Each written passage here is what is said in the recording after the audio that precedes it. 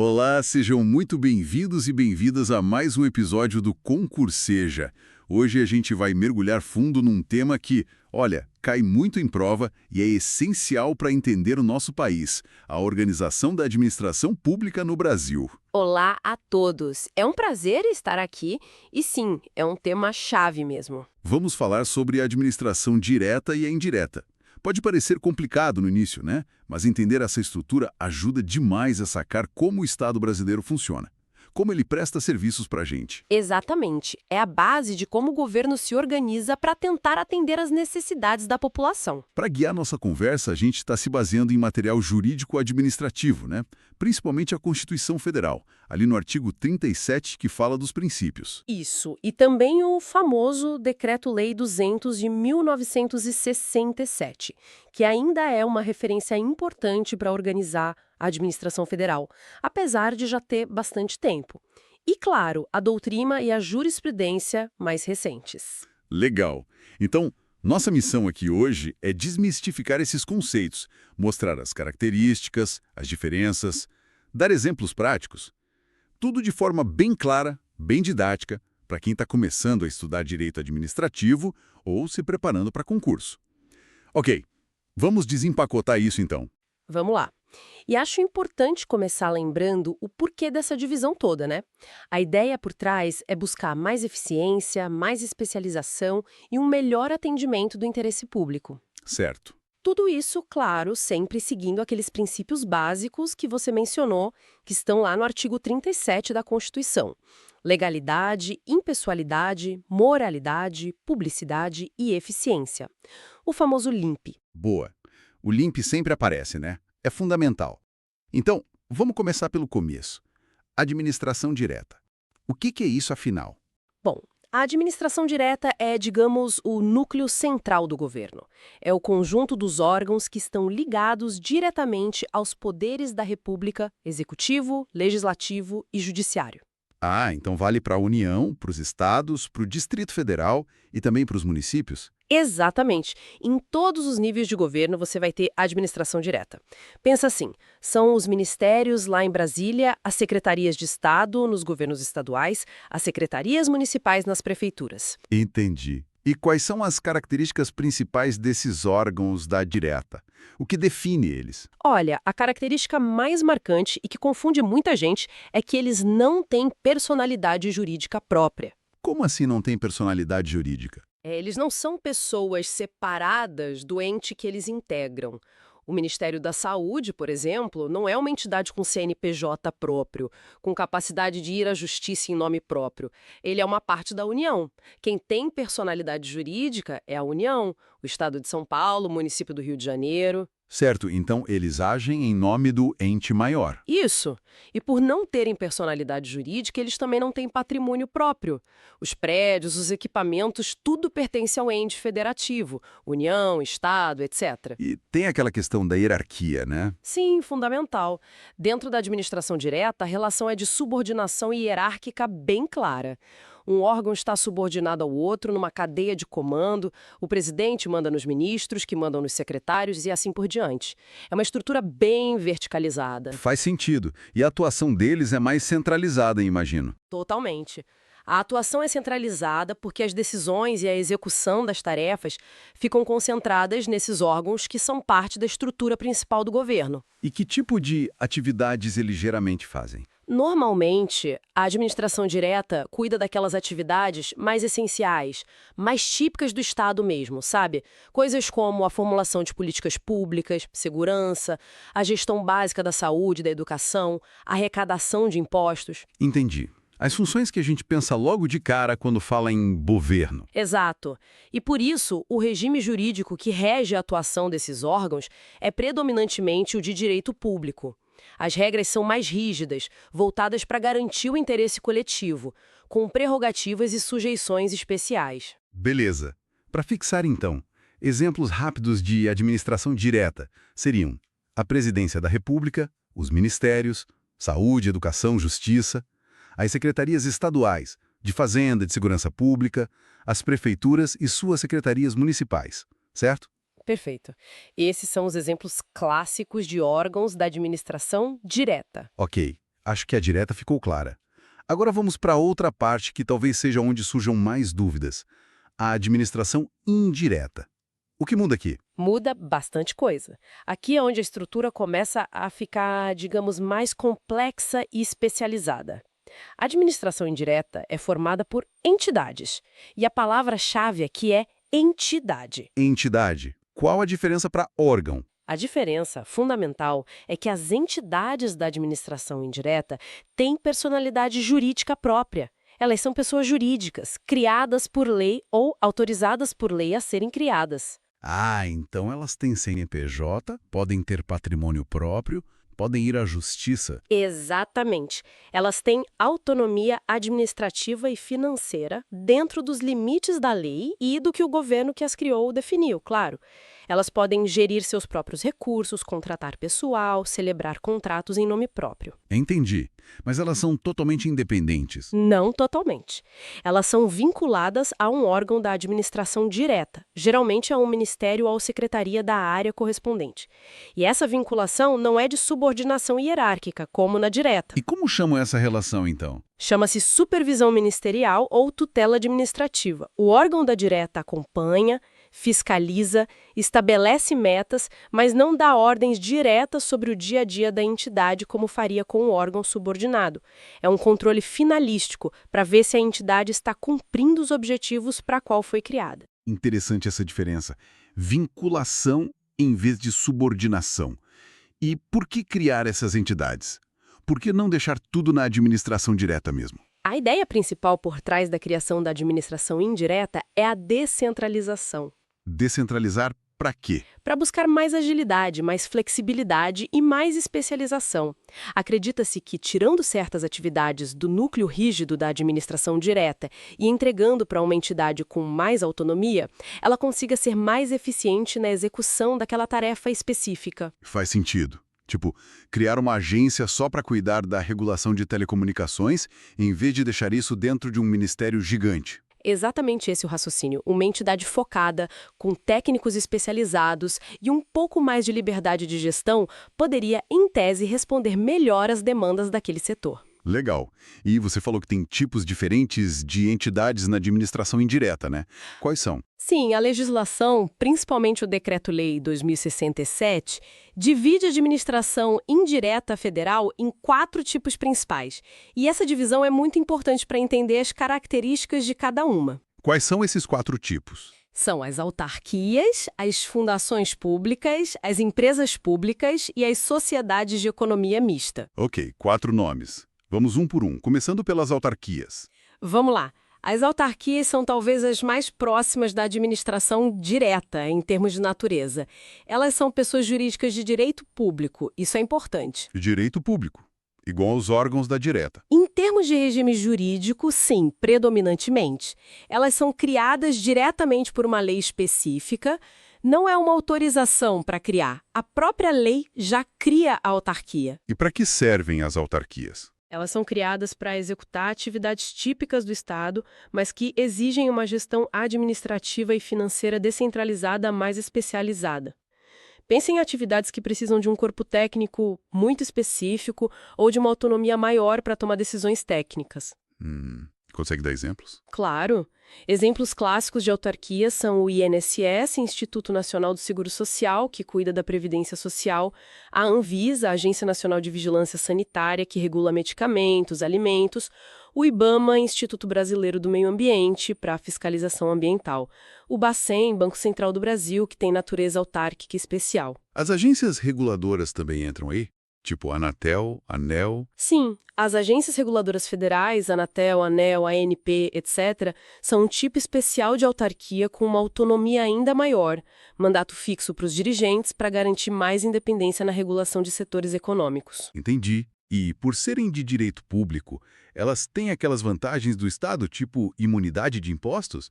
Tem sim. Elas gozam de algumas prerrogativas públicas importantes, como a imunidade tributária sobre patrimônio, renda e serviços vinculados às suas finalidades essenciais. Seus bens são considerados bens públicos, têm prazos processuais diferenciados. Certo. Bastante coisa. E o pessoal que trabalha lá é servidor público estatutário? Geralmente sim. O regime de pessoal das autarquias costuma ser o estatutário, o mesmo da administração direta, com o ingresso via concurso público. Ok, autarquias entendido. E o segundo tipo? Fundações públicas. Isso, as fundações públicas. Aqui a coisa já fica um pouquinho mais flexível, digamos. Elas também são criadas a partir de uma autorização em lei específica, que vai definir sua área de atuação, e aí precisam de outros atos para serem formalmente instituídas, geralmente com um patrimônio inicial destacado pelo poder público. E qual a finalidade delas? É diferente das autarquias? É sim, enquanto as autarquias executam atividades típicas de Estado, as fundações públicas são voltadas para atividades de interesse público, mas que não exigem necessariamente o poder de Estado. Geralmente são atividades nas áreas social, cultural, de pesquisa científica e tecnológica, saúde. Ah, tipo universidades públicas, museus, institutos de pesquisa? Exato. Exemplos ótimos são a Fiocruz, Fundação Oswaldo Cruz, que faz pesquisa em saúde, a Fundação Biblioteca Nacional, a FUNAI, Fundação Nacional dos Povos Indígenas, muitas universidades federais são fundações públicas. E a personalidade jurídica delas é pública também? Aqui tem uma discussão, sabe? A lei permite que as fundações públicas tenham personalidade jurídica tanto de direito público quanto de direito privado. Ué, como assim? Pode escolher. A lei que autoriza a criação vai definir. Se for de direito público, elas se assemelham muito a uma autarquia, com regime jurídico público, prerrogativas, etc. São, às vezes, chamadas de fundações autárquicas. E se for de direito privado? Se for de direito privado, ela vai ter um regime jurídico um pouco mais flexível, mais parecido com entidades privadas em alguns aspectos, embora ainda sujeita a muitas regras de direito público, como licitação e concurso, por ser mantida com dinheiro público e perseguir fins públicos. A natureza da atividade social, cultural, permite essa flexibilidade maior. Entendi. Então, tenho fundação pública de direito público e de direito privado. Precisa ver a lei de criação de cada uma. Exatamente. É um ponto que sempre gera dúvida, mas é isso. A lei define. Beleza. Já vemos autarquias e fundações. Faltam dois tipos, né? Que você mencionou que são de direito privado. São as empresas públicas e as sociedades de economia mista. A principal diferença aqui é que elas são criadas para atuar mais diretamente no domínio econômico ou na prestação de serviços que podem ser explorados economicamente. Certo. E a criação delas também é por lei? Não exatamente. A lei autoriza a criação. Diferente da autarquia, que a lei cria diretamente, aqui a lei dá uma autorização para o Poder Executivo tomar as providências para criar a empresa, como registrar os atos constitutivos na junta comercial, etc. Entendi a diferença. Lei cria a autarquia, lei autoriza criar a empresa estatal. Perfeito. E o regime jurídico delas, por serem de direito privado, é híbrido. Elas seguem muitas regras do direito privado, Código Civil, Lei das SAs, mas por terem capital público e fazerem parte da administração, também se submetem a várias normas de direito público. Que tipo de normas? A obrigatoriedade de licitação, com regras próprias na Lei das Estatais, a Lei 13.303/2016, necessidade de concurso público para contratar empregados, regidos pela CLT, mas com concurso, controle pelo Tribunal de Contas, finalidade pública, elas não têm a mesma liberdade de uma empresa totalmente privada, né? Com certeza. Então vamos falar da primeira delas, empresas públicas. O que define uma empresa pública? Ela é integralmente público. 100% do dinheiro que forma uma empresa vem de entes da administração pública. União, estados, municípios ou até outras entidades da indireta. 100% público. E ela pode ser criada sobre qualquer forma de empresa, tipo LTDA ou SA. Pode sim. A empresa pública pode ser organizada sobre qualquer forma societária admitida em direito, mas na prática, muitas são SA, Sociedade Anônima, ou, um caso muito comum no nível federal, são criadas sobre uma forma própria como a Caixa Econômica Federal. Ah, a Caixa é uma empresa pública. Sim, a Caixa Econômica Federal é o exemplo clássico de empresa pública federal. Outros exemplos são os Correios, ECT, Empresa Brasileira de Correios e Telégrafos, o SERPRO, Serviço Federal de Processamento de Dados, a Embrapa, Empresa Brasileira de Pesquisa Agropecuária. Entendi. E elas podem tanto prestar serviço público quanto explorar a atividade econômica. Podem. A Caixa, por exemplo, presta serviços bancários e opera programas sociais, serviço público, mas também atua competindo no mercado financeiro, atividade econômica. Os Correios prestam o serviço postal, serviço público, mas também atuam em logística e banco postal, atividade econômica. A Constituição prevê que o Estado só deve explorar a atividade econômica diretamente em casos de segurança nacional ou relevante interesse coletivo. Certo. E o último tipo, sociedades de economia mista. Qual a diferença para a empresa pública? A Sociedade de Economia Mista também é uma entidade de direito privado, com criação autorizada por lei. A grande diferença está no capital social. Que não é 100% público. Exato. Na sociedade de economia mista, o capital é misto, tem dinheiro público e dinheiro privado. Sócios particulares podem comprar ações dessas empresas. Ah, tipo na Bolsa de Valores? Isso. Muitas delas têm ações negociadas em bolsa, mas tem um detalhe crucial. Embora o capital seja misto, o controle acionário, ou seja, a maioria das ações com direito a voto, tem que pertencer ao poder público. O governo precisa ter o controle da empresa. Entendi. Então tem sócio privado, mas quem manda é o governo. Essencialmente, sim. O governo detém a maioria do capital votante.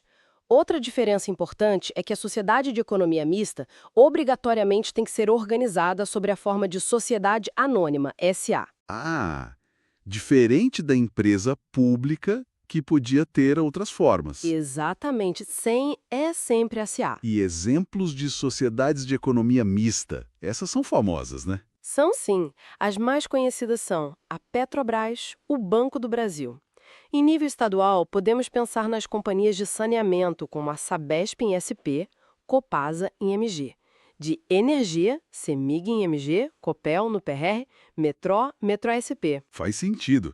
Petrobras e Banco do Brasil têm ações na Bolsa, o governo controla. São SA, encaixa direitinho. Perfeito. E assim como as empresas públicas, elas também podem prestar serviços públicos ou explorar atividade econômica e estão sujeitas àquele regime jurídico híbrido com a lei das estatais e controle público. Ufa, bastante informação sobre a indireta. Autarquias, fundações públicas, empresas públicas e sociedades de economia mista. Cada uma com suas particularidades. São muitos detalhes, mas entendendo a lógica da personalidade jurídica, da forma de criação e da composição do capital, fica mais fácil diferenciar. Sim. Então, para a gente amarrar bem as diferenças gerais entre administração direta e indireta, como a gente poderia resumir os pontos cruciais? Bom, acho que podemos sintetizar em alguns pontos-chave. Primeiro, e talvez o mais importante, personalidade jurídica. A direta não tem, os órgãos são parte do ente, a indireta tem, as entidades são pessoas jurídicas separadas. Certo. Sem personalidade versus com personalidade. Segundo, autonomia. A direta não tem autonomia real, ela atua de forma centralizada e hierarquizada. A indireta possui autonomia administrativa e financeira dentro dos limites legais, claro. Ok. Sem autonomia versus com autonomia relativa. Terceiro, criação. A direta já faz parte da estrutura básica do Estado, prevista na Constituição e nas leis de organização. A indireta depende de uma lei específica que cria, no caso das autarquias e fundações públicas de direito público, ou autoriza a criação, fundações de direito privado, EPES e SENS. Entendi. Estrutura básica versus criação por lei. E quarto, regime jurídico. Na direta, predomina o direito público estrito. Na indireta, varia. É predominantemente público para as autarquias e fundações de direito público e é um regime híbrido de direito privado com forte incidência de normas públicas para as empresas públicas e sociedades de economia mista. Perfeito. Acho que esses 4 pontos ajudam muito a visualizar o quadro geral. Sim, são as distinções fundamentais. E para ficar ainda mais claro, vamos fazer uns exemplos contrastantes. Por exemplo, o Ministério da Saúde é Administração direta. Um órgão da União, sem personalidade jurídica, subordinado ao presidente. e o INSS. Administração indireta. Uma autarquia federal com personalidade jurídica de direito público, vinculada ao Ministério da Previdência, mas com autonomia. Boa. Outro par. Uma Secretaria Estadual da Fazenda. Administração direta do Estado, órgão estadual sem personalidade jurídica. E o Banco do Brasil. Administração indireta, uma sociedade de economia mista federal, personalidade de direito privado, capital misto com controle da União, vinculada ao Ministério da Fazenda Economia. Excelente. Esses contrastes ajudam a fixar bem a diferença na prática. Com certeza. Ver os exemplos concretos facilita muito. Agora, uma pergunta que muita gente deve estar se fazendo, principalmente quem está estudando para concurso. Por que tudo isso importa tanto? Qual a relevância prática de saber essa diferença entre direta e indireta no dia a dia ou na hora da prova? Olha, importa muito por várias razões. Primeiro, como a gente já falou um pouco, ajuda a entender como os serviços públicos são prestados. Alguns vêm direto de um órgão central, outros vêm de uma entidade mais autônoma. Saber quem é quem ajuda a direcionar reclamações, pedidos, etc. Certo. Saber a quem recorrer. Segundo, a questão da responsabilidade civil do Estado. Quem responde se houver um dano causado por um agente público? O artigo 37, parágrafo 6º da Constituição diz que as pessoas jurídicas de direito público e as de direito privado prestadoras de serviços públicos responderão pelos danos que seus agentes causarem. Então, a responsabilidade objetiva do Estado, aquela que não precisa provar culpa ou dolo, só o dano e o nexo, se aplica tanto para direta quanto para indireta. Sim, se aplica aos órgãos da direta, através do ente federativo que tem personalidade, e às entidades da indireta de direito público, autarquias e fundações públicas. E também se aplica às empresas públicas e sociedades de economia mista que sejam prestadoras de serviço público. Se elas exploram atividade econômica em regime de concorrência, a responsabilidade pode ser subjetiva, como a das empresas privadas. É um ponto complexo, mas a regra geral da responsabilidade do Estado abrange boa parte da administração. Entendi. Isso é super importante. E a questão de contratação de pessoal e licitações? Também é diferente. Na administração direta e nas autarquias e fundações públicas de direito público, o regime de pessoal é o estatutário, regido por leis específicas, como a Lei 812/90 na esfera federal.